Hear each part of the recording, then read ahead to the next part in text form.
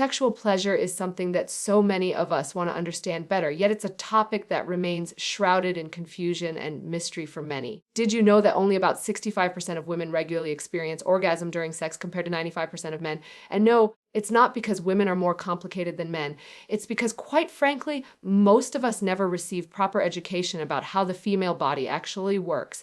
I'm Dr. Burks, Reena Malik, urologist and pelvic surgeon, and today I want to clear up some of these misconceptions, offering you real science behind female pleasure. We'll cover everything from anatomy to arousal, busting myths about the G-spot and squirting, and importantly, how this knowledge can help you become a more confident lover. For many of us, our understanding of sex and pleasure is often influenced by media, especially pornography. Unfortunately, this is a distorted lens which typically doesn't reflect reality when it comes to how we experience sexual intimacy. And while movies, TV shows, and online videos may show women reaching orgasm in a matter of minutes with little to no context, the truth is much more nuanced. The first step toward better intimacy is learning how the female body actually works and recognizing that sexual pleasure is as much about emotional connection as it is about physical stimulation. The problem is that most men, and many women too, don't have a solid understanding of female anatomy.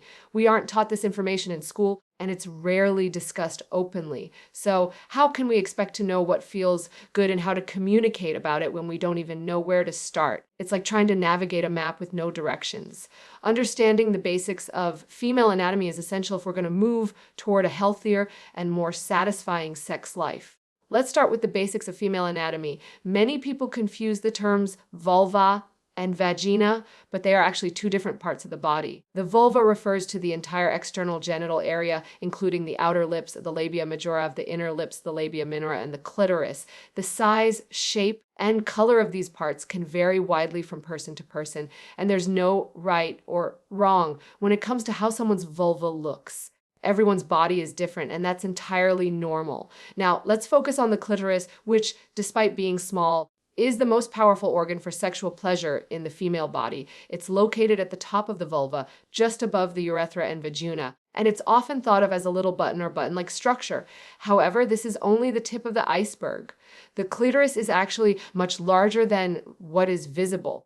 It extends deep into the pelvis and has two legs that wrap around the vaginal opening. The clitoris contains over 10,000 nerve endings, more than any other organ in the human body, even more than the head of the penis, which only has around 5,000 nerve endings. I remember when I first learned this in medical school, it was an eye-opener. The clitoris develops from the same tissue as the penis, which means it's structurally similar and responds in many of the same ways. It becomes engorged during arousal, just like the penis, and its sole purpose is pleasure. That's right, it's the only organ in the human body that exists purely for sexual pleasure. Understanding this can help you appreciate just how important it is for a woman to experience clitoral stimulation during sex, whether that's direct or indirect. Below the clitoris is the urethra, the tube through which urine exits the body, followed by the vaginal opening.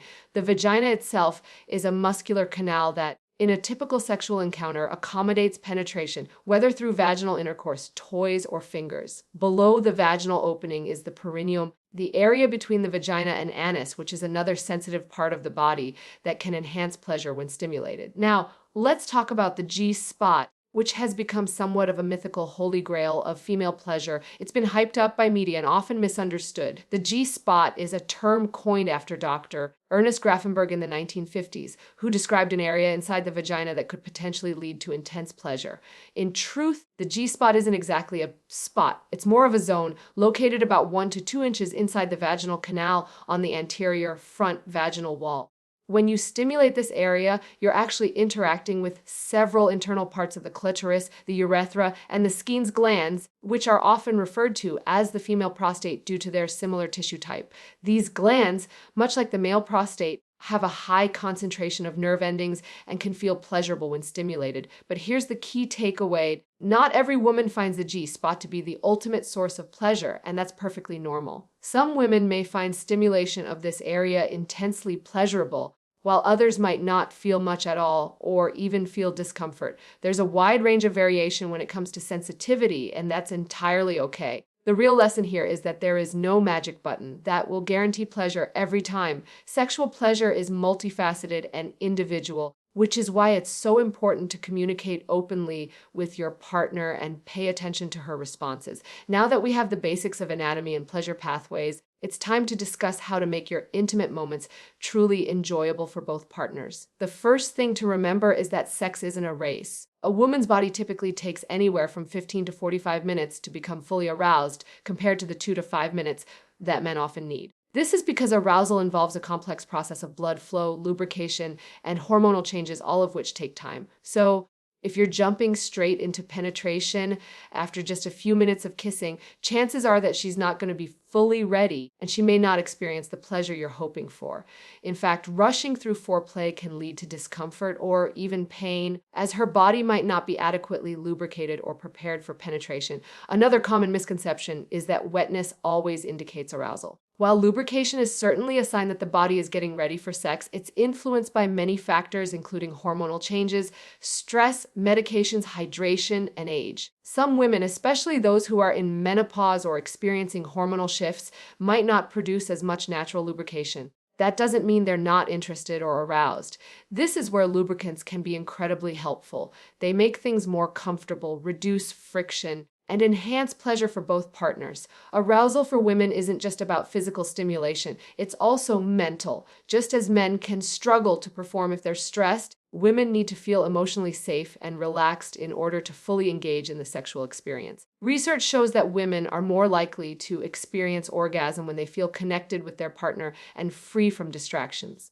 This is why mental intimacy is so important in sexual relationships. Taking the time to build emotional closeness outside the bedroom, whether it's through kind gestures, quality conversation, or simply showing affection, can have a profound effect on a woman's ability to relax and fully enjoy intimacy when the time comes.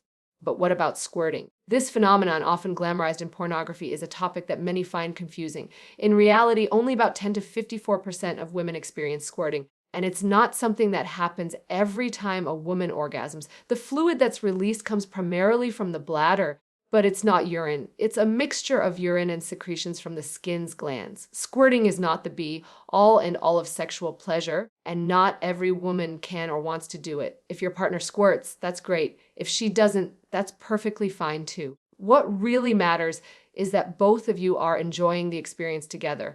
When it comes to pleasure, there's one simple rule to keep in mind: communication. Pay attention to her breathing, her body language, and the sounds she makes. If she's moving toward you, making noises, or gripping the sheets, you're probably doing something right.